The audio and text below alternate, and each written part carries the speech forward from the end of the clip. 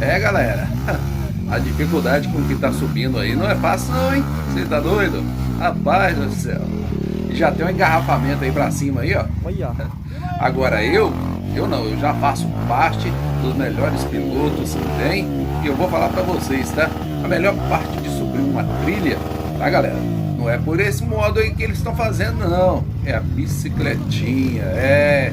E não tem perigo de Olha você lá, a cair. bicicletinha, a bicicletinha. O que eu falo da bicicletinha, galera? É quando o piloto usa os dois pés, coloca no chão e vai acelerando a moto devagarzinho para tentar sair.